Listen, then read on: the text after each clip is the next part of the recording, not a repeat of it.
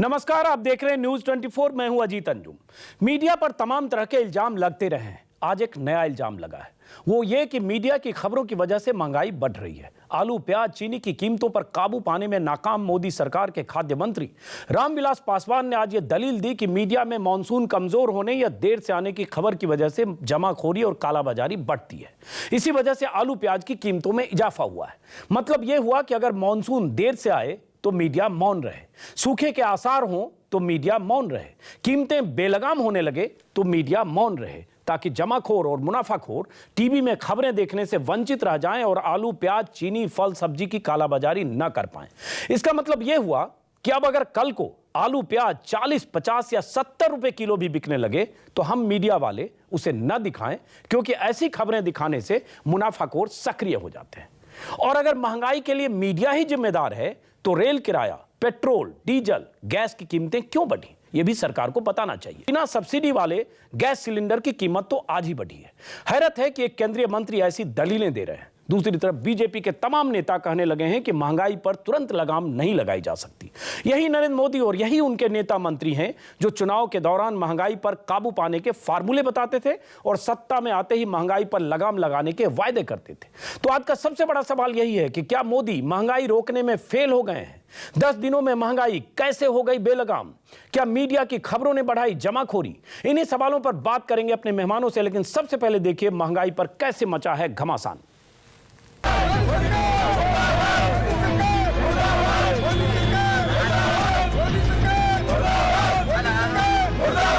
कौन कहता है कि प्रचंड बहुमत के साथ सत्ता में विराजमान होने वाली सरकारों के खिलाफ आवाजें नहीं उठती? आक्रोश 35 दिन पुरानी मोदी सरकार के खिलाफ भी है, क्योंकि महंगाई बढ़ी है, क्योंकि खाना पीना महंगा हो गया है, क्योंकि घूमना फिरना महंगा हो गया है, क्योंकि जीना महंगा हो गया है। और हाथों में सरकार का पुतला थामे वो भी सड़कों पर उतर आए जिनके सियासी तंबू कनात मोदी की चुनावी लहर में उखड़ चुके थे। अब जरा फ्लैशबैक में चलिए।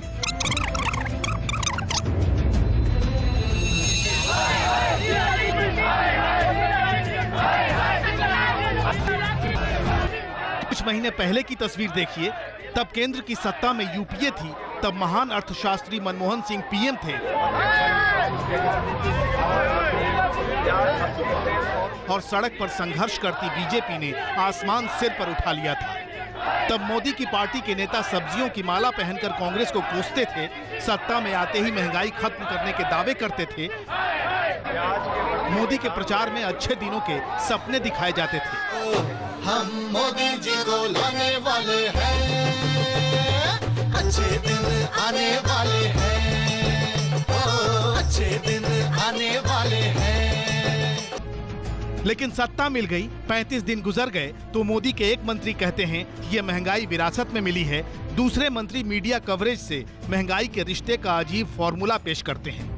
विगत 10 वर्षों में कांग्रेस नेतृत्व की यूपीए सरकार के शासनकाल में देश की अर्थव्यवस्था पूरी तरह से डिरेल्ड हो गई है। लेकिन 10 दिन, 5 दिन, महीने भर में किसी सरकार का मूल्यांकन करना, मैं समझता हूँ सरकार के साथ न्याय नहीं होगा। जो ही टीवी में, अखबार में सुनता है कि मानसून कम होने वाला है या ये होने वाला है, तो जमाखोरी बढ़ जाती है, मुनाफाखोरी क्या कहते हैं, काला बाजारी क्या कहते हैं, बढ़ जाती है। ये उस मोदी सरकार और बीजेपी के तर्कों का रक्षा कवच है जिसने यूपीए राज की महंगाई को लोकसभा चुनाव के दौरान खूब भुनाया था। लेकिन महंगाई की हकीकत बताने के लिए ये आंकड़े काफी हैं। एक हफ्ते में प्याज की कीमतें दोगुनी से ज्यादा बढ़ गईं। बिना सब्सिडी वाले गैस सिलेंडर 16 रुपए 50 पैसे महंगा हो गया। जेट फ्यूल में भी 60 पैसे का इजाफा हो चुका है। पेट्रोल 1 रुपए 69 पैसे महंगा मिलने लगा। डीजल के दाम में 50 पैसे महीने की छलांग बदस्तूर जारी है। यात्री रेल किराए पहले से ही 14.2% बढ़ चुके हैं। यानी वक्त बदला, सरकार बदली, चेहरे बदले, मगर सूरत हाल वही है। याद रखिए, ये वही महंगाई है जिसमें यूपीए सरकार हवा हो गई। वही महंगाई है जिस पर नरेंद्र मोदी चुनावी मंचों से मनमोहन सरकार को कोसते रहे। महंगाई घटी,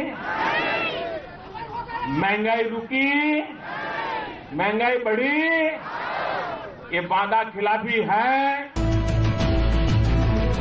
सच ये भी है कि महंगाई रोकने में पसीना बहाने वाले नरेंद्र मोदी अपने मंत्रियों और अफसरों के साथ 6 से ज्यादा बैठकें कर चुके हैं। बजट बना रहे वित्त मंत्री अरुण जेटली भी मानते हैं कि महंगाई हद से ज्यादा है। सूखे का डर सता रहा है, इसीलिए विरोधी भी अब अच्छे दिनों की उम्मीदों पर चुटकी ले रहे हैं। गाली देना आसान है, हवाबाजी करना आसान है, जिम्मेदारी से पद संभालना आसान नहीं। इस सरकार की जो पिछली एक महीने की 30 दिन की कार्रवाई रही है, उससे सिर्फ गृहिणियों के आंसू ही नहीं, अब तो ग्रहणों के आंसू भी बहने शुरू हो गए हैं। जाहिर है सत्ता की कमान अब खुद नरेंद्र मोदी के हाथों में है, इसीलिए महंगाई को यूपीए सरकार की विरासत बताने, मुनाफाखोरी, जमाखोरी और कालाबाजारी की सनातन वजहें गिनाने से बात नहीं बनने वाली। तो सबसे बड़ा सवाल यही है कि क्या मोदी भी महंगाई रोकने में फेल हो गए? Bureau report, news 24।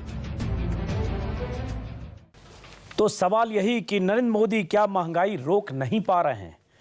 मोदी सरकार को करीब करीब 40 दिन होने जा रहे हैं।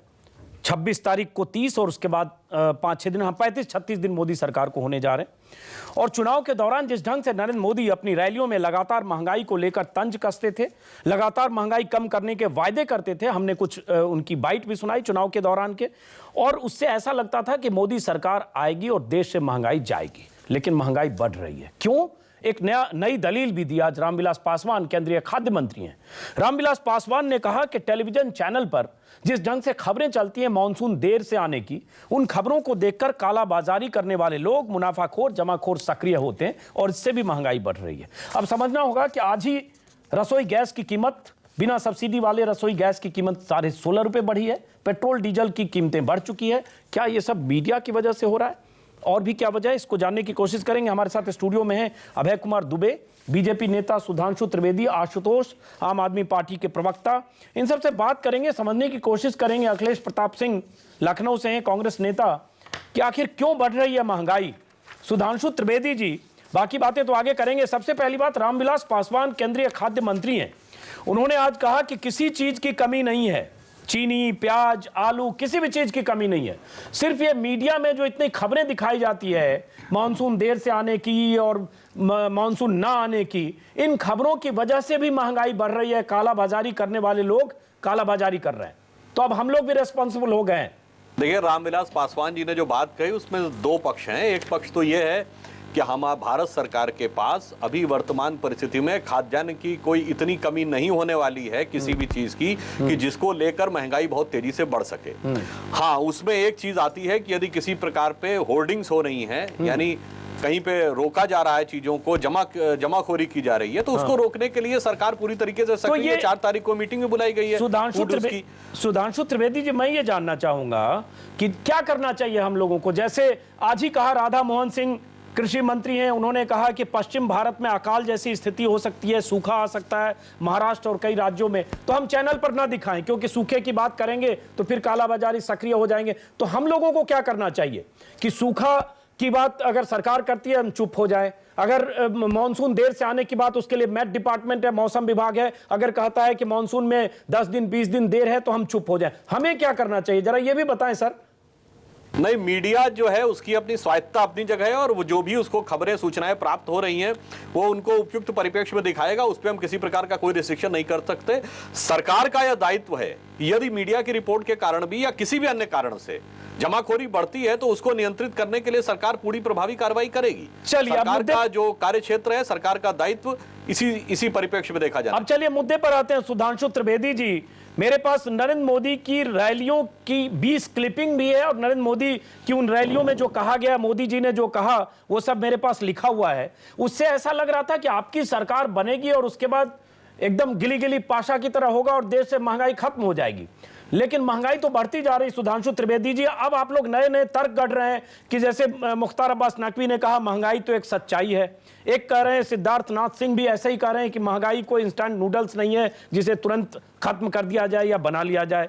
प्रकाश जावड़ेकर कह रहे हैं कि अर्थव्यवस्था खराब है, महंगाई कोई इलेक्ट्रिक स्विच नहीं है। तो अब आप सब लोग फिलोसफर हो गए सत्ता में आने के बाद। जी नहीं, हम कुछ यथार्थ बताना चाहते हैं। जैसे आजकल आपने सुना होगा कुछ जीवन शैली के रोग हैं, लाइफ स्टाइल डिजीज कहते हैं। तो वो क्या होता है, लंबे समय तक आप गलत जीवन शैली अडॉप्ट करें तो आपका रोग बढ़ जाता है और वो इस सीमा तक भी बढ़ सकता है कि आप हॉस्पिटलाइज हो जाएं। तो उसी प्रकार से यूपीए सरकार ने विगत 10 वर्षों में जो आर्थिक शैली अडॉप्ट की थी उस कारण से एक रोग हो गया। और ये पता आपको चुनाव के दौरान नहीं था। और जब ये चुनाव के दौरान जब आप लोगों को महंगाई से निजात दिलाने के वायदे कर रहे थे, तब इसका अंदाजा आपको नहीं था। ये सत्ता में आने के बाद हुआ। हाँ नहीं, मैं बिल्कुल बता रहा हूं, आप पूरा वाक्य सुन लेने दीजिए। किसी कारणवश यदि रोगी सीमा तक रोगग्रस्त हो जाए कि वह आईसीयू में चला जाए तो बाहर आने के में और सामान्य होने में उसको कुछ समय लगता है। उसके बाद उसका यदि वो अपनी जीवन शैली सुधरती है, उसके बाद स्थायी सर सही बात आपने कही, चूंकि आप मेडिकल टर्म में बात कर रहे हैं सुधांशु त्रिवेदी, निश्चित रूप से हम सुधांशु त्रिवेदी हम तात्कालिक और दीर्घकालिक दोनों प्रकार के समाधान इस जनता के सामने रखेंगे। तात्कालिक समाधानों में इस समय चूंकि आईसीयू से निकले हैं तो तत्काल ये स्थिति है। दीर्घकालिक समाधानों की पहली झलक आपको हमारे बजट में दिख जाएगी। और यह बात हम हवा में नहीं कह रहे हैं, हम पिछले दौर में 1998 से 2004 में यह करके दिखा चुके हैं कि 9% महंगाई दर को 4% पे और 4.5% की विकास दर को 9% पे लाके दिखा चुके हैं। काल में आप पूर्णतः हम अपने रिकॉर्ड के आधार पर आश्वस्त हैं। जी सुधांशु त्रिवेदी जी, चूंकि आप मेडिकल टर्म में बात करें, हालांकि हम इस पर राजनीति पर बात करना चाह रहे हैं, फिलोसफर भी हो रहे हैं आप लोग, और मेडिकल टर्म में आईसीयू तक तो बात ठीक है, लेकिन आईसीयू में ज्यादा हालत खराब होती है किसी की तो वेंटिलेटर पर भी चला जाता है। तो आईसीयू से जनरल वार्ड में आना चाहिए, आईसीयू से बाहर आना चाहिए, आप वेंटिलेटर पर भेजने जैसी स्थिति हो रही सुधांशु त्रिवेदी जी। और आपको मैं एक चीज और बताऊंगा बाकी लोगों से बात करने से पहले, नरेंद्र मोदी के बयान है बहुत सारे जिसमें उन्होंने ये कहा कि अगर मनमोहन सिंह की सरकार कुछ महंगाई कम नहीं कर सकती तो कम से कम अटल जी जहां तक देश को छोड़ गए थे महंगाई के मामले में वहां तक तो पहुंचा दें। तो हमने देखा कि अटल जी के समय देश में पेट्रोल की क्या कीमत थी, आलू प्याज और बाकी सब चीज की क्या कीमत थी। तो अटल जी ने जब सत्ता छोड़ी थी तो पेट्रोल की कीमत 33 रुपए थी। तो इसका मतलब हम उम्मीद करेंगे कि अभी जरूर पेट्रोल 75 रुपए, 72 रुपए, 77 रुपए है, लेकिन अगले 4, 6, 8 महीने में आप 33-32 रुपए पर ले जाएंगे। सुधांशु त्रिवेदी जी, देखिए, मैंने आपसे कहा कि हम अर्थव्यवस्था को पूर्णतः आश्वस्त है, पटरी पर ले जाएंगे और भारत को पुनः उन दिनों में पहुंचाएंगे जब इंडियन सक्सेस स्टोरी वर्ड प्रयोग होता था। मगर हम वर्तमान स्थिति की जो दुर्दशा है इससे पूर्णतः अवगत थे, इसलिए हमने अपने मैनिफेस्टो में कोई भी टाइम बाउंड सब्सटेंटिव कमिटमेंट नहीं किया है। क्योंकि इस यथार्थ से हम न परिचित होते। हमने कोई ऐसी बात कही होती जैसे इन्होंने कहा था 100 दिन में महंगाई कम कर देंगे, तो आप हमसे कहते हैं कि हमने जिम्मेदार राजनीतिक दल होकर गलत बयानी की। आपने अपने मैनिफेस्टो में कहा कि महंगाई को इलेक्ट्रॉनिक स्विच नहीं है जो प्रकाश जावड़ेकर आज कर रहे हैं। आपने अपनी उसमें कहा जो आप मुख्तार अब्बास नकवी कह रहे हैं महंगाई एक यथार्थ है, आज आप ये करें। चलिए अब जरा दूसरे लोगों को शामिल करते हैं। अभय कुमार दुबे जी, ठीक है, सुधांशु जी ने अपनी एक फिलोसफिकल लाइन ले रखी है, आज वही बात करेंगे। आ रहा हूं आशुतोष आपके पास, लेकिन सवाल उठता है महंगाई तो बढ़ रही है, 36-37 दिन इस सरकार को हो गए और उसके बाद आज बिना सब्सिडी वाले सिलेंडर की कीमत 16.5 रुपए बढ़ गई। हर रोज कुछ न कुछ महंगाई बढ़ रही है। अब एक मीडिया को भी कह दिया गया कि मानसून की खबर आप चलाते हैं। भारतीय जनता पार्टी के पास सुविधा है कि वो कहे कि हमने जितनी चुनावी रैलियां की थी उस वक्त तो हमारा मैनिफेस्टो जारी नहीं हुआ था। हमारा मैनिफेस्टो तो बहुत आखिर में जारी हुआ, इसलिए उससे पहले मैनिफेस्टो जारी होने से पहले हमने चुनावी रैलियों में जो भी भाषण दिए, जो भी बड़ी बड़ी बातें की, जो भी हमने शेखी भगारी, उन सब का कोई मतलब नहीं है। अब मैनिफेस्टो में जो लिखा हुआ है उसके ऊपर ध्यान दीजिए। अब मैनिफेस्टो तो हिंदुस्तान में जब वोट पड़ने शुरू हुए शायद उसके एक दिन पहले या उसके एक दिन बाद जारी हुआ है। जब उत्तर पूर्व में जब वोट पड़े उस वक्त तक भारतीय जनता पार्टी का मैनिफेस्टो जारी नहीं हुआ। आलू प्याज पर आ जाए, मैं बता रहा हूँ, चूंकि सुधांशु ने बात कही इसलिए मैं इस बात को कह रहा हूं, इसलिए वो तर्क ठीक नहीं है। दूसरी बात यह है कि महंगाई बढ़ाने के लिए, महंगाई कम करने के लिए आपको बहुत ज्यादा समय नहीं चाहिए। नरेंद्र मोदी जब गुजरात के मुख्यमंत्री थे तभी उन्होंने मनमोहन सिंह सरकार को अपनी सिफारिशों का एक पैकेज दिया था और उसमें बहुत अच्छी और दिलचस्प बातें थी जिनके ऊपर अगर खुद नरेंद्र मोदी की सरकार ही अमल करे फटाफट तो महंगाई को कम कर सकती है। मैं ये कह रहा हूं 3 समुदाय आपके सामने हैं। आपके सामने किसान हैं जो कि पैदावार करते हैं, आपके सामने उपभोक्ता हैं और आपके सामने आड़तिये और बिचौलिए हैं। अब भारतीय जनता पार्टी सरकार को तय करना पड़ेगा उन तीनों में से किनका हित उसके लिए सर्वोपरि है। सभी को अपना रोजी रोटी चलाने का अधिकार है, उनको भी व्यापार करने का अधिकार है, लेकिन किसानों का और उपभोक्ताओं का हित अगर भारतीय जनता पार्टी के लिए सर्वोपरि है तो वो महंगाई कम कर सकती है।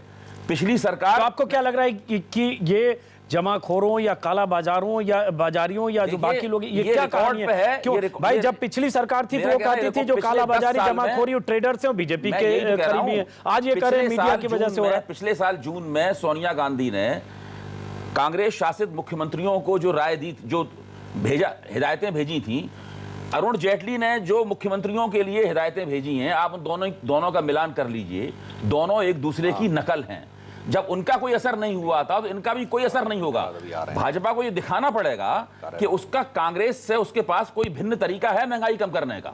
लेकिन है क्या? सवाल ये उठता है कि क्या बीजेपी महंगाई कम कर पाएगी, या जैसा कि कह रहे हैं कि वेंटिलेटर में है अर्थव्यवस्था, वहां से निकालना होगा। आशुतोष, आपके पास आने से पहले अखिलेश प्रताप सिंह बार बार बीजेपी के नेता यही कह रहे हैं कि कोई मरीज आईसीयू से निकलता है तो उसे कुछ दिन दवा पर आश्रित रहना पड़ता है। सुधांशु त्रिवेदी कह रहे हैं और तमाम लोग थोप ये रहे हैं कि आपने इतनी बुरी गत कर दी अर्थव्यवस्था की कि उसको सुधारने के लिए इनको वक्त चाहिए 2, 4, 5 साल, हो सकता है 2019 तक।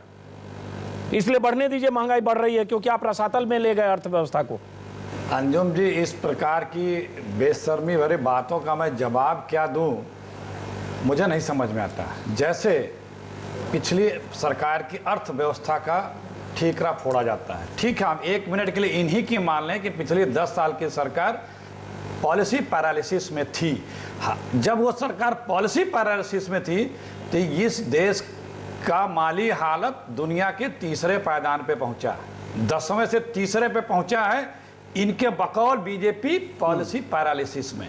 तो ये जो गुमराह करने का प्रयास करते हैं, जनता सब आजकल चीज़ों को देखती समझती है। दूसरी बात, जब ये सत्ता में नहीं आए थे तो वो बोलते थे कि एक सक्षम सबल प्रधानमंत्री होगा, सब चीज़ें अपने आप ठीक हो जाया करेंगी। और सत्ता में आने के बाद महंगाई जब आई तो 4-5 मीटिंगें कर चुके हैं और बार बार यही कहते हैं कि प्रदेश की सरकारों को पत्र लिख दिया गया है। आप क्या कर रहे हैं? आप तो कहते थे कि सिर्फ 1 लाख में हमारा इतना बुलंद है, हमारा 56 इंच का सीना वाला जब आएगा तो हटिए बात ये क्या क्या सब ठीक हो जाएगा, एकदम राइट टाइम हो जाएगा हर चीज। वो राइट टाइम इसलिए नहीं हो रहा है कि जैसे कुछ सरकारें हैं उसकी अपनी अपनी एक आइडेंटिटी होती है। तो बीजेपी शुरू से, जब से जनसंघ है तब से ये कालाबाजारिया और होर्डिंग्स की ये फेवरेट पार्टी रही है। चलिए जरा आशुतोष, आपके पास आने से पहले सुधांशु त्रिवेदी जवाब देंगे।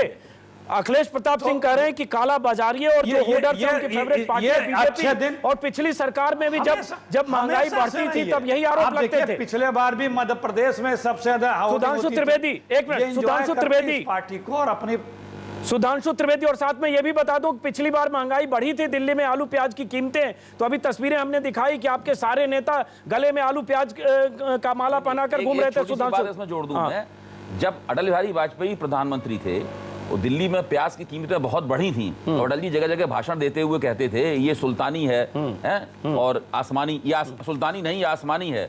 उससे जो भाजपा की सरकार गिरी उसके बाद से भाजपा दिल्ली में आज तक सत्ता में नहीं आई है। सुषमा स्वराज उसकी विक्टिम हुई प्याज की। नहीं, भाजपा उसके बाद आज तक सत्ता में नहीं आई है। सुधांशु त्रिवेदी, आ रहा हूं आशुतोष, एक मिनट। सुधांशु त्रिवेदी, दिल्ली में सत्ता में सुधांशु त्रिवेदी, कहा जा रहा है कि जो काला बाजारी करने वाले लोग हैं, जो होर्डर्स हैं, जो इसके लिए सबसे बड़े अपराधी हैं, वो सब ट्रेडर्स हैं और बीजेपी का एक तरह से उनका प्रश्रय है। अखिलेश प्रताप सिंह कह रहे हैं, कांग्रेस कह रही है। देखिए, अखिलेश प्रताप सिंह जी ने जो तर्क दिया जमाखोरी के ऊपर, वो बड़ा डायलेक्टिक कॉन्फ्लिक्ट वाला है, उभय पाशात्मक द्वंद्व वाला है। यानी सांप्रदायिकता की तरह यह भी एक विषय हो गया कि जब इनकी सरकार थी तो महंगाई इसलिए बढ़ रही थी कि जमाखोरी भाजपा वाले कर रहे थे, अब भाजपा की सरकार है तो भी जमाखोरी भाजपा वाले कर रहे हैं, उनको संरक्षण प्राप्त है इसलिए बढ़ रही है। ये इसलिए ये बड़ा विचित्र सा तर्क है। दूसरा मैं कहूंगा इन्होंने एक शब्द कोई भी बढ़ तो रही है ना, कहना चाहूंगा बढ़ तो रही है ना, बेशर्मी जो भाजपा दिखा रही है। जब यूपीए 2 में पिछले साल सितंबर अगस्त में अगर कीमतें बढ़ रही थी आलू प्याज की, तो आप प्याज का माला पहना के तस्वीरें खिंचवा रहे थे। तस्वीर हम फिर चाहेंगे दर्शकों को दिखाएं, उसमें आपके दर्जन भर नेता हैं, गडकरी से लेकर गोयल से लेकर हर्षवर्धन तक छाती पीटते हुए तस्वीर अभी स्क्रीन पर दिखेगी अभी। तो सवाल उठता है आपके राज में वही हो रहा है। उन्होंने बेशर्म शब्द का प्रयोग किया, मैं एक तथ्य सामने रखना चाहूंगा। लीजिए, मेरे सवाल का जवाब देने के बजाय उनके बेशर्म पर आप परिभाषित करें। करंट अकाउंट सरप्लस कंट्री था, $22 बिलियन का करंट अकाउंट सरप्लस छोड़ के गए थे, और जब इन्होंने छोड़ा है $89 बिलियन का करंट अकाउंट डेफिसिट छोड़ के गए। इन्होंने कहा दुनिया की तीसरी अर्थव्यवस्था बने, पेइंग पावर पैरिटी के आधार पर भारत अपने आकार के आधार पर बढ़ा। तो ये सब आपको चुनाव के दौरान नहीं पता चला? दुनिया का तीसरे सबसे बड़े घाटे वाले देश बने, तो आप ये सोचिए $22 बिलियन का सरप्लस और $89 बिलियन का डेफिसिट, जब ये आपकी सरकार की हकीकत थी। ये गलत बोल रहे हैं अंजुम जी, ये भी ये गलत बोल रहे हैं। एक हफ्ता पहले पी चिदम्बरम जी ने प्रेस कॉन्फ्रेंस करके ये बातें बताई हैं कि कितने रुपए करंट अकाउंट में थे हिंदुस्तान के, कितने डेफिसिट में था। ये भी एक गलत तथ्य दे रहे हैं, ये गुमराह कर रहे हैं। मेरे पास भी अभी डाटा है, कहिए तो मैं 2 मिनट में सारा पढ़ के सुना सकता हूं। बात नहीं कर पाया हूं आशुतोष, सवाल यही उठता है, एक मिनट, सवाल यही उठता है, अर्थव्यवस्था का हवाला। एक मिनट, चिदम्बरम जी ने जब अपना पहला बजट दिया है, उन्होंने यह शब्द प्रयोग किया था अपने बजट भाषण में, इकोनॉमिक सर्वे के में भी और बजट भाषण में, कि the parameters of economy are छोड़ो, and the balance of payment आप जब गए हो इसके आपके भी सुधांशु त्रिवेदी सही करें, ये इस बहस का अर्थव्यवस्था का आलू प्याज की कीमतें बढ़ रही है, उससे अभी तात्कालिक इसका कोई असर नहीं है, इसका कोई मतलब नहीं है। चलिए आशुतोष, आपको शामिल करते हैं। आशुतोष, सवाल ये उठता है, नरेंद्र मोदी ने तमाम तरह की बातें की, आज बार बार ये कहा जा रहा है कि अर्थव्यवस्था पटरी पर से उतरी हुई है और सब तमाम तरह की सब्सिडी का बोझ है सरकार पर, उसकी वजह से पेट्रोल और गैस की कीमतों पर असर पड़ेगा, लेकिन आलू प्याज और बाकी चीज और जमाखोरों पर ठीकरा फोड़ने की बजाय आप कह रहे हैं कि मीडिया में खबरें दिखती है, इससे कालाबाजारी सक्रिय है। आशुतोष, आपको पता है कि मैं शेरो शायरी जरा कम करता हूं, लेकिन जो सुधांशु जी की बातचीत है उसके आधार में कहना चाहूंगा, तू इधर उधर की ना बात कर, तू ये बता कारवां क्यों लुटा। भाई ये बता दो ना महंगाई क्यों बढ़ रही है।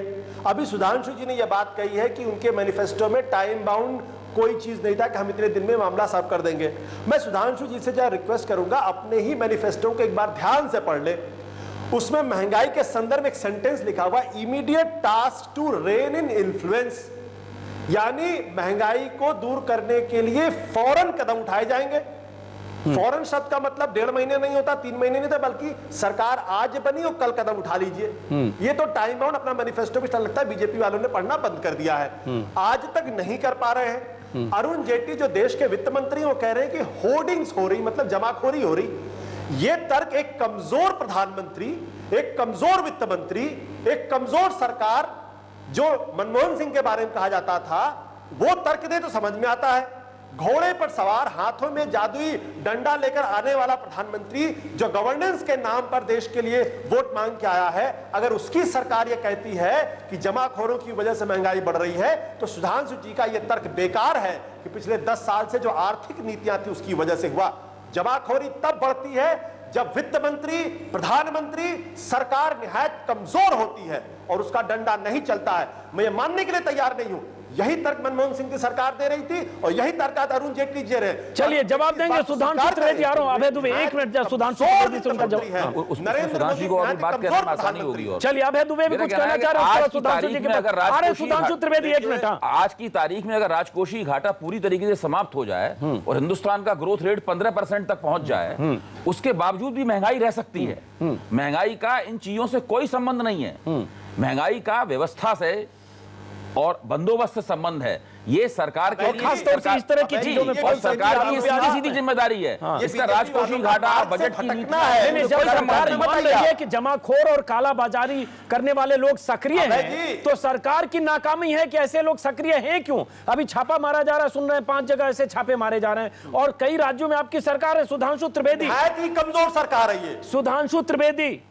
कमजोर सरकार है। जो 56 इंच के सीना वाले दावा करने वाले प्रधानमंत्री, उनकी सरकार इतनी लाचार जमाखोरों के सामने कैसे है? सुधांशु त्रिवेदी, देखिए, बहुत विडंबनापूर्ण तर्क हमारे कांग्रेस और आम आदमी पार्टी के मित्रों के द्वारा दिए जा रहे हैं। मैं याद दिलाना चाहूंगा, कांग्रेस ने खुद अपने मैनिफेस्टो में कहा था 100 दिन में महंगाई कम करेंगे। सर वो तो नहीं कर पाए ना, पैरामीटर पर ही सुधांशु त्रिवेदी नहीं कर पाए। और आम आदमी पार्टी, बात तो पूरी होने दीजिए। आप अपनी बात करिए। अपने पैरामीटर पर भी अपने को नहीं रख रहे हैं। अब बुरी बात पे आइए, आम आदमी पार्टी क्या कहती थी? सुधांशु जी, 49 आपकी दिन में सरकार हमें ने इतना आपकी कम समय पार्टी था कि हम ने नहीं कर पाए। मैनिफेस्टो में कहा है, देखिए और 49 दिन बनाम करेंगे। 5 ये साल समय बनाम का जो 60 साल पैमाना होगा है, उसे बहकेंगे। सुधांशु त्रिवेदी आप ये बताइए कि महंगाई कम होगी कि नहीं? चलिए फिलॉसफी छोड़िए और पिछली सरकारों को छोड़िए और 49 दिन के आशुतोष की सरकार को छोड़िए। महंगाई, आलू प्याज की कीमतें कम होगी या बढ़ेगी? हम 2019 तक इंतजार करें। महंगाई कम होगी और स्थायी रूप से कम होगी। वो कब? 2019 से 2004 के बीच में हमने करके दिखाया था। 9% महंगाई की दर विरासत के रूप में ली थी। जब छोड़ा था तो 4% और एक दौर में 2.3% तक महंगाई की दर लाए थे। सर, वो इसलिए कब बिल्कुल होगी, कुछ आश्वस्त बता होकर हम कह सकेंगे? सकते हैं महंगाई की दर कम होगी। दूसरी बात नहीं, पहली सुधांशु त्रिवेदी, एक मिनट, पहली बात सुधांशु त्रिवेदी, उन्होंने एक मिनट, कहा कि सुधांशु यदि विकास त्रिवेदी, की दर सुधांशु त्रिवेदी, एक मिनट। एक नरेंद्र मोदी का ट्वीट है सुधांशु त्रिवेदी जी 24 नवंबर का। उस ट्वीट में उन्होंने लिखा है, wherever I went, I saw the people are troubled by rising prices. Sadly, no top Congress leader is saying anything, swearing on the issue. मतलब कोई भी कांग्रेस का लीडर इस बढ़ती हुई कीमतों पर, महंगाई पर कुछ भी नहीं बोल रहा है, सब चुप है। अब सवाल उठता है सुधांशु त्रिवेदी जी, नरेंद्र मोदी जो ट्वीट करते हैं, 36 दिन हो गए मोदी जी भी चुप हैं, कैसे समझें कि कब महंगाई कम होगी? फिलॉसफी छोड़ के जा तथ्य पर बात करिए। फिलॉसफी छोड़ के हम आपको नीति पे बताते हैं। महंगाई बढ़नी शुरू हुई, हमने तुरंत एक्सपोर्ट रिस्ट्रिक्शन लगाया। इनकी सरकार के समय क्या था? सर, फिर उनकी सरकार पर चले जा रहे हैं। 2 साल पहले सर्वोच्च न्यायालय ने उनकी सरकार पर क्यों जा रहे हैं सर? आप अपनी सरकार को रहिए ना। सड़ रहा है तो गरीबों को बांट दो। यानी एक तो आपकी सरकार बन गई, चुनाव हो गया, ये साफ दर्शा रहा था कि नीतिगत स्तर पर सरकार से बहुत भारी चूक हो रही थी। सुधांशु हमारे समय में तो तुरंत नीतिगत निर्णय उसके अनुरूप उठाए जा रहे हैं। एक मिनट आशुतोष, ब्रेक पर जाना होगा हमें, ब्रेक के बाद वापस लौटते हैं। सुधांशु त्रिवेदी, एक मिनट। जमाखोरी पर क्रैकडाउन करना ये कोई पॉलिसी मैटर नहीं है। जमाखोरों पर क्रैकडाउन करना ये कोई पॉलिसी मैटर नहीं है। पॉलिसी जब बनाइएगा तब बनाइएगा, पहले उन जमाखोरों पर आप डंडा तो चलाइए। आपकी एक निहायत कमजोर सरकार डंडा नहीं चला रही है, आप तो क्या कर रही है? डंडा तो चलाइए ना। आप ये मत बताइए पॉलिसी। चलिए ब्रेक के बाद वापस लौटते हैं। सुधांशु त्रिवेदी, एक मिनट आशुतोष, ब्रेक पर जा रहे सुधांशु त्रिवेदी, लेकिन मैं फिर कह रहा हूं, ब्रेक के बाद वापस लौटूंगा कि अगर नरेंद्र मोदी कहते हैं अपने चुनावी कैंपेन में बार बार कि तेल की कीमतें कम हुई, प्याज की कीमतें कम हुई, आलू की कीमतें कम हुई, गैस की कीमतें कम हुई, नहीं हुई, महंगाई ने आपको मार डाला, हमारी सरकार आने दीजिए, महंगाई से आपको हम निजात दिलाएंगे। सरकार आ गई है, 36 दिन हो गए। गैस की कीमत, बिना सब्सिडी वाले गैस की कीमत 16.5 रुपए प्रति सिलेंडर आज। और आलू प्याज की कीमतों के बारे में आपको पता है क्योंकि हर रोज आप खरीद रहे होंगे।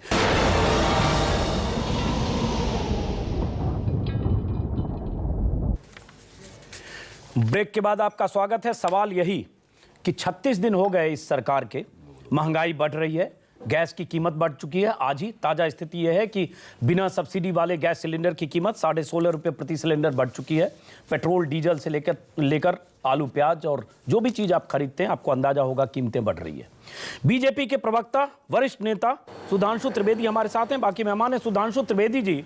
दर्शक चूंकि सुन रहे होंगे, इनमें बहुत सारे वोटर होंगे 282 सीट पर जिताकर जिन्होंने जनता ने आपको भेजा है, और 335-36 सीटें एनडीए की।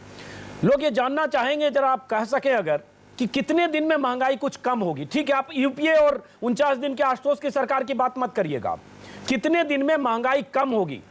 महंगाई का स्थायी समाधान सारी परिस्थितियों में हम निश्चित रूप से देंगे, और ये मैं बचने के लिए नहीं कह रहा हूं।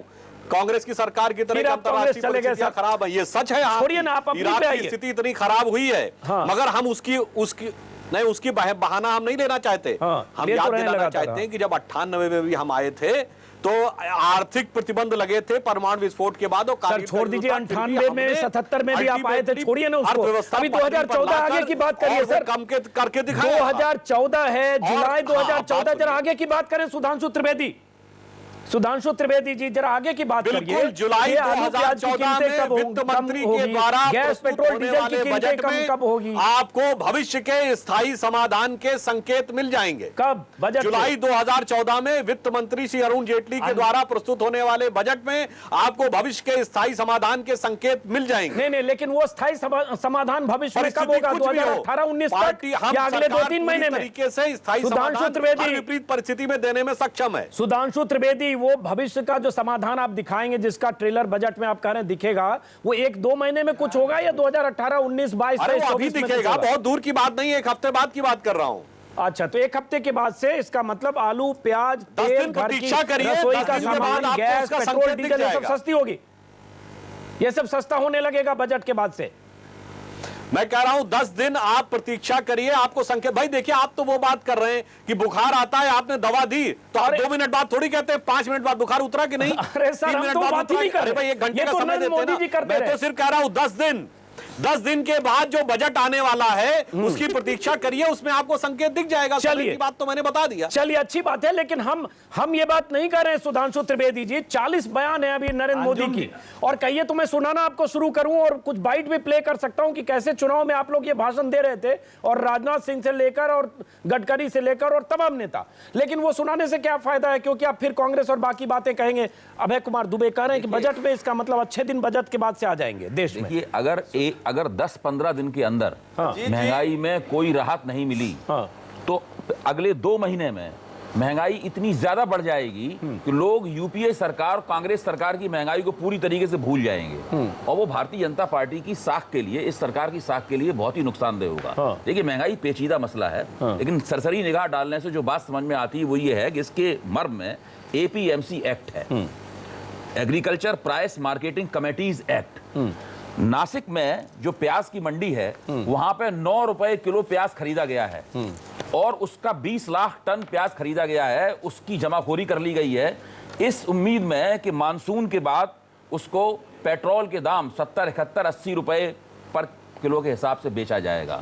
ये इस सरकार को पता है, लेकिन ना पिछली सरकार उसके खिलाफ कोई कार्रवाई कर पाती, ना ये सरकार कार्रवाई कर पाएगी। क्यों नहीं कर पाएगी? कि जो मार्केटिंग कमेटियां हैं, उन मार्केटिंग कमेटियों में कांग्रेस के नेता, एनसीपी के नेता और भारतीय जनता पार्टी के नेता और आड़तियों के प्रतिनिधि, ये चारों उसमें बैठे हुए हैं। तो सबका और इंटरेस्ट है कि ये सब... सारा मिलकर ये खेल है। महाराष्ट्र में चुनाव होने वाले हैं, उनके ऊपर किसी भी किस्म की कोई कार्रवाई नहीं होगी, क्योंकि सब नेताओं को पैसा चाहिए, चुनाव लड़ने के लिए फंड चाहिए, इसलिए महंगाई निरंतर बढ़ती रहेगी और प्याज लगातार महंगा होता जाएगा, और ये इस सरकार के लिए पैरों में कुल्हाड़ी मारने के समान होगा। चलिए आशुतोष, आपके पास आ रहा हूं जरा 30-40 सेकंड। सुधांशु त्रिवेदी, आशुतोष, मजबूरी है हमारी, क्योंकि सत्ताधारी दल के प्रवक्ता हमारे साथ हैं, थोड़ा ज्यादा समय इनको दे रहे हैं, क्योंकि जनता भी इनसे सुनना चाहती है कि जादू की छड़ी इनके पास नहीं है। सब नेता कल्याण मिश्रा ने भी कह दिया जादू की छड़ी नहीं है, इसलिए हम जरा सुनना चाह रहे हैं आशुतोष जरा इनसे। सुधांशु त्रिवेदी, बजट के बाद जैसा कि कह रहे हैं वैसे अभय कुमार दुबे कि अगले 1-2 महीने में अगर नहीं महंगाई कम हुई तो पिछली सरकार को लोग भूल जाएंगे। क्या मान लें कि बजट के बाद आलू, प्याज, रसोई गैस से लेकर तमाम चीजें जिससे जनता इफेक्टेड है, और जिसकी तरफ बार बार मोदी अपने कैंपेन में कहते थे बहुत हुई देश में महंगाई की मार, अब की बार मोदी सरकार, ये सब हो जाएगा?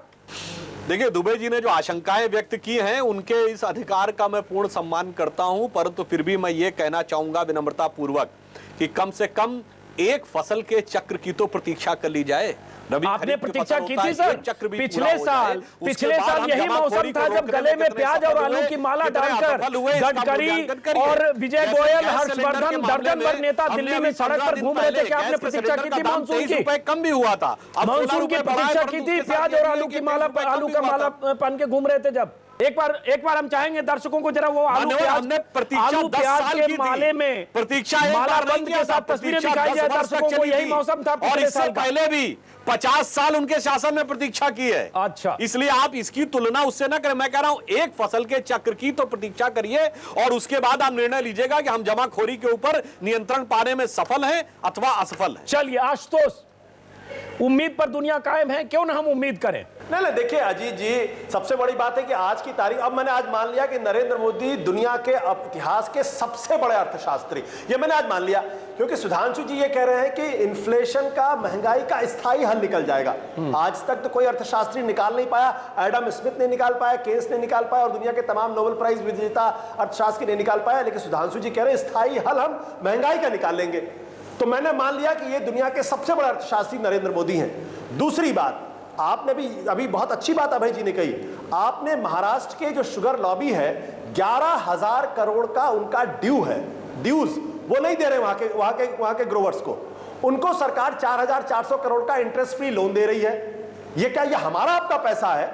जो डिफॉल्टर्स है, जो गलती कर रहे हैं, उनको आप प्रॉफिट देने का काम कर रहे हैं, उनको आप लाभान्वित करने का काम कर रहे हैं। बेचारा जो कमजोर आदमी, गरीब आदमी, जिसके घर में आज खाना नहीं बन पा रहा होगा, पेट्रोल महंगा होगा, डीजल महंगा, प्याज महंगा होगा, आलू महंगा होगा, उसको आप 2 पैसे जब दे दो। जब आम आदमी पार्टी की सरकार ने गई तो यही बीजेपी के तमाम लोग खड़े होकर कह रहे थे सब्सिडी इकोनॉमी चला रहे हैं।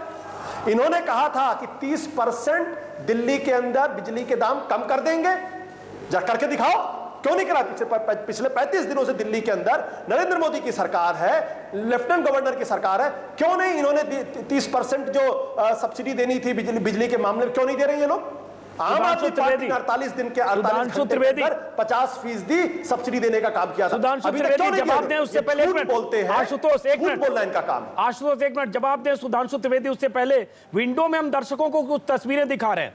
ये आलू, प्याज, कद्दू, बैगन और टमाटर जो भी तस्वीर देख रहे हैं, इसमें आरती मेहरा, विजय जौहली से लेकर और नितिन गडकरी जैसे वरिष्ठ नेता, ये सारे लोग लाइन में खड़े हैं। विजय कुमार मल्होत्रा ये आलू प्याज की माला पहने हुए हैं। सुधांशु जी आप उसमें नहीं है, इसलिए आप निश्चिंत रह सकते हैं। ये सारे आलू प्याज की माला पहने वही लोग हैं और यही मौसम था सर, तब भी मानसून और जमाखोरों की दुहाई थी और यही तस्वीर थी सर। आज फर्क ये है कि आप सत्ता में हैं और अखिलेश प्रताप सिंह जिनकी पार्टी के खिलाफ ये माला पहन के आप सड़क पर उतरे थे, वो विपक्ष में बैठे हैं। सुधांशु त्रिवेदी देखिए, किसी भी दल के बारे में और उसकी सरकार के बारे में धारणा उसका ट्रैक रिकॉर्ड देख के बनाई जाती है। आशुतोष जी ने कहा कि साहब महंगाई और इसका स्थायी समाधान तो कोई निकाल ही नहीं पाया, तो हम लोग कैसे निकाल लेंगे? तो ये बात मैं पूरे तथ्य और रिकॉर्ड के आधार पर कहता हूं। आप ये बताइए 98 से 2004 भारत के इतिहास में एकमात्र 6 साल है जब लगातार महंगाई कम हुई। 98 कभी रहा था क्या? तो हमने करके दिखाया है। दूसरी बात इनसे कहिए कि 2002 से हकीम की बुढ़िया कौन है जिसके आधार पर महंगाई का स्थायी हल निकल जाएगा? 2-3 चीजें बता दें। नंबर 1, नंबर 2, नंबर 3, नंबर 4 थे, हमने करके दिखाया था कि नहीं? सुधांशु जी थोड़ा आगे की बात करें। की क्या बात कह रहे हैं सर? 2003 में सुधांशु त्रिवेदी एक मिनट इसलिए जो बात हम कह रहे हैं क्या बात करते हैं, वो दावा नहीं है, वो प्रूवन ट्रैक रिकॉर्ड है सुधांशु त्रिवेदी जी। और इसीलिए हम कह रहे हैं थोड़े से समय की प्रतीक्षा करिए, समस्या का स्थायी समाधान निकालने में हम पूर्णतः सक्षम हैं। पहले इस ढंग का मजाक हमारे बारे में उड़ाया जाता था, हमने करके दिखाया। आपके कहने का मतलब ये है, केवल आपके कहने का मतलब ये है कि आपके वित्त मंत्री जब Bharat current account surplus country रहा है। चलिए सुधांशु त्रिवेदी माफ करिए, फिर आप स्थायी समाधान। एक मिनट आशुतोष, हाँ बोलिए। ये एक्चुअली पास्ट में ज्यादा जा रहा है, मैं थोड़ा फ्यूचर की तरफ जाना चाह रहा हूँ, बार बार पास्ट में जा रहे हैं। अजीत जी जरा भाई, अरे भाई हमारा अजीत जी जरा मुझे कुछ बोलने दें। फ्यूचर की बात चाहता हूँ सर, आप फ्यूचरिस्टिक इंडिया की बात करें। मोदी ने इतनी बड़ी बड़ी थ्योरी दी और नरेंद्र मोदी ने, आप यहाँ सिर्फ पास्ट में कह रहे सर, आगे की बात करें। अखिलेश प्रताप सिंह आ रहा हूँ आपके पास, एक मिनट जी मैं सवाल पूछना चाह रहा हूँ कि भाई अगर इनकी अगर अटल बिहारी 2 मिनट मुझे समय दीजिए। शानदार काम कर रही थी, ऐसा प्रूवन ट्रैक रिकॉर्ड था, तो 2004 में तुम हारे क्यों भाई? ये तो बता दो दुनिया को। नहीं, ये आपने बहुत शानदार काम किया, देश मालामाल हो गया, दूध दही की नदियां बहने लगी, तो 2004 में क्यों चुनाव हारे? ये तो 10 साल तक आप बाहर। चलिए उस पर किसी और दिन बात होगी, फिर विषय भटकेगा। अखिलेश प्रताप सिंह ये कह रहे हैं कि आने वाले समय में कुछ दिन इंतजार करिए, स्थायी समाधान निकल जाएगा। आपने सुनाई तो हम लोग जो अभी हाय तौबा मचा रहे हैं या जनता मचा रही है, इसकी जरूरत नहीं। मैं बहुत देर देखिए,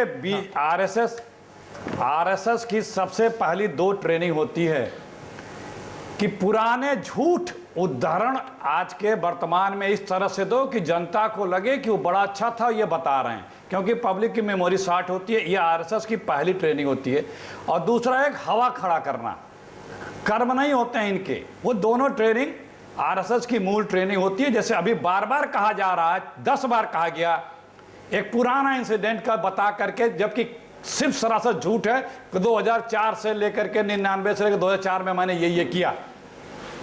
मैक्सिमम लोगों को नहीं पता है, लेकिन जिसको पता है वो ये पता कि कुछ नहीं हुआ था। एक आंकड़े मुझे अभी भी याद है। नहीं, वो आगे क्या कर पाएंगे उनको नहीं अंदाजा, इसलिए पीछे की बात ज्यादा चीजों को जस्टिफाई कर आगे की बात। दूसरी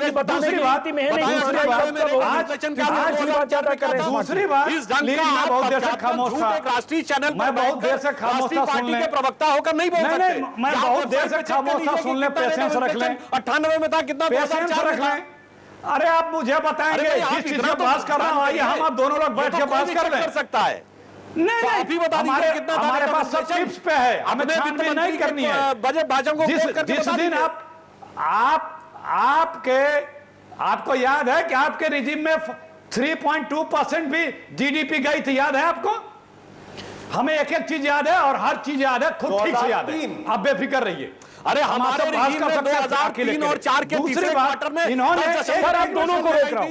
जब अखिलेश प्रताप सिंह, सुधांशु त्रिवेदी, छोड़ो यार, आज छोड़ो ना, छोड़िए उन बातों को, क्यों बात हमें कर रहे आगे हो? की बात बताइए। अच्छा, सुधांशु वर्तमान त्रिवेदी में आप मारिए क्यों गोली। अतीत पे जी रहे उसके हो? बाद 2 चुनाव हो गए, 2004 में हो गए, 9 में हो गए, 14 में हो गए, 3 चुनाव हो चुके। अब हम क्यों पुरानी बात करें, आगे की बात जरा सुन करें। लें। हाँ, अजीत आगे की जी, बात करिए अखिलेश प्रताप सिंह। अजीत जी, आप मेरी बात सुन लें। जरा टारगेट की बात करें, प्रयोग न करके जो नरेंद्र मोदी कहते हैं। आप सुनना, अगर सुने तो मैं बैठूं। हाँ चलिए, अखिलेश अगर प्रताप आप सिंह मुझे सुने तो मुझे बैठाएं, हाँ। अगर ना सुनने दे तो जाने दे। बोलिए बोलिए बोलिए। अजीत जी, इनकी हालत वो है कि पेरेंट्स पूछते हैं बेटे नंबर क्यों कम आए, तो ये बताते हैं चुन्नू मुन्नू टुन्नू खुन्नू सारे फेल हो गए हैं। ये कोई तरकीब है? आज आप जवाब दे रहे हैं, आपकी सरकार है, आपको ये बताना है, और आप बहानेबाजी कर रहे हैं। आप बहानेबाजी कर रहे हैं, ठीक है, किसी तरह से देश को भरमा के आप सत्ता में आ गए। तो चुन्नू मुन्नू टुन्नू कौन है? जो चीजें कहे थे, कभी कोई ऐसे आपने स्टेप उठाए हो कि जिससे ये लगे कि सरकार ने किसी फील्ड में बड़ी अच्छी स्टेप उठाई हो? वित्त मंत्री से ज्यादा तो मुकेश अंबानी बताते हैं कि महंगाई अब आने वाली है, इराक में लड़ाई हो गई है। तो आप देश का सबसे बड़ा आदमी जो इस सरकार के सुपर पावर है वो कह रहा है, तो महंगाई फिर क्यों नहीं आएगी? अब आप बच नहीं सकते हैं। चलिए, तीसरी बात मैं कह रहा हूं, कल ही राजनाथ सिंह जी बोले थे लखनऊ में, और सारे इनके प्रवक्ता बोलते हैं हाँ। कि मुझे जनादेश मिला है, अभी मत बात करिए, हाँ। 5 साल बाद मैं बताऊंगा, मेरा रिपोर्ट कार्ड आप 5 साल में लीजिएगा। आप रोज सुनते होंगे, हाँ। क्यों भाई? अगर रोज की रोजमर्रा चीजों से प्रदेश की जनता परेशान हो रही है तो उस पर हम चर्चा नहीं कर सकते? चलिए सुधांशु त्रिवेदी पूछ सकते हैं, जवाब दीजिए, लेकिन फिर पास की बात चुन्नू मुन्नू टुन्नू फेल हो गए की बजाय उस मैं नाम क्या दूं कह नहीं सकता, कब पास होंगे उसकी बात करिए। देखिए, मैं एक वाक्य पूरा करूंगा, मुझे अनइंटरप्टेड पूरा करने दीजिएगा। इन्होंने 1970 में कहा था गरीबी हटाओ, चले गए आप। और 2013 में इनकी सरकार ने 40 साल के बाद, सुनिए वाक्य पूरा करने, 43 साल के बाद कहा 2/3 लोगों को खाद्यान्न सुरक्षा की जरूरत है। और ये चुन्नू मुन्नू टुन्नू जो 43 साल जनता के साथ ये करते रहे, हमें 43 दिन के अंदर ही आक्रमण करते चले जा रहे हैं। अरे भाई, कम से कम अपने गिरेबान में झांकिए, कितना झूठ और कितना भरमाया आपने। चलिए सुधांशु पीढ़ी के बाद आपने कहा कि 2/3 लोगों को 2 जून का खाना नहीं है, और हमसे 43 दिन के अंदर जवाब मांग रहे हैं। क्या ये न्याय संगत है? क्या यह तर्क संगत है?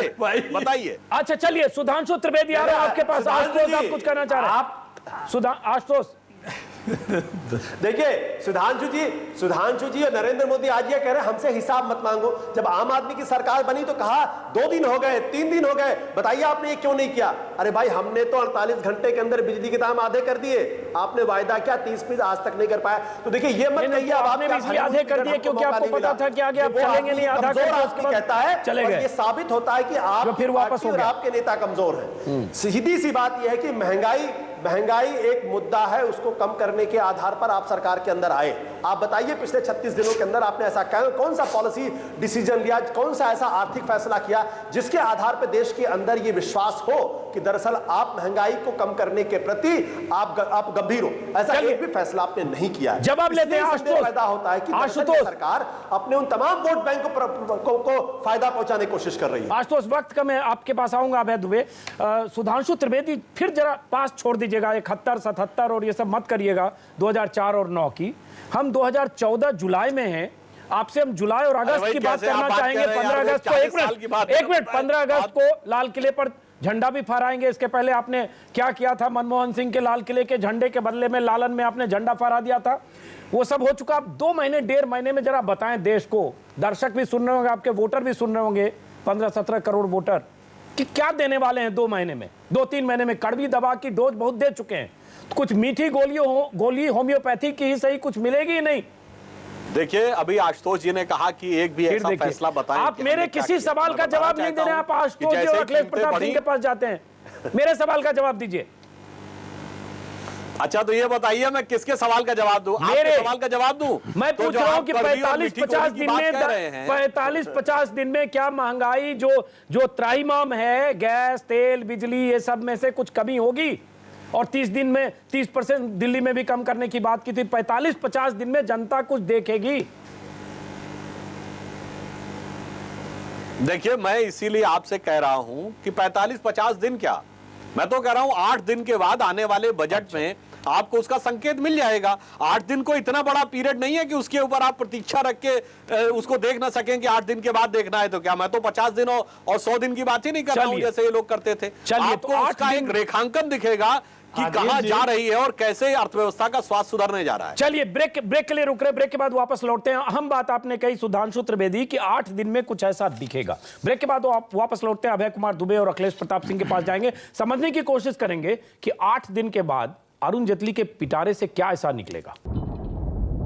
सवाल यही उठता है कि नरेंद्र मोदी की सरकार से जनता ने बहुत उम्मीद किया था। सवाल यह उठता है कि तमाम चीजें महंगी हो रही है, लेकिन सवाल यह भी उठता है कि नरेंद्र मोदी ने कहा था कि बाकी सरकारों को कम से कम 100 दिन का हनीमून पीरियड मिला, नरेंद्र मोदी सरकार को वो नहीं मिला। तो कहीं नाइंसाफी तो हम लोग, मीडिया वाले या तमाम लोग नहीं कर रहे हैं। लेकिन अभी जो प्रवक्ता है बीजेपी के सुधांशु त्रिवेदी कह रहे हैं कि जब बजट पेश किया जाएगा उसके बाद अच्छे दिनों के संकेत उस बजट से मिलेंगे। अभय कुमार दुबे, तो मान लें कि 8-10 दिन के बाद, जो 8 दिन बार बार करें, कि 8 दिन के बाद अरुण जेटली वित्त मंत्री के पिटारे से कुछ ऐसा निकलेगा जिससे आलू, प्याज और गैस ये सब सस्ती होगी। वैसे रेल भाड़ा और इन सब का क्या होगा?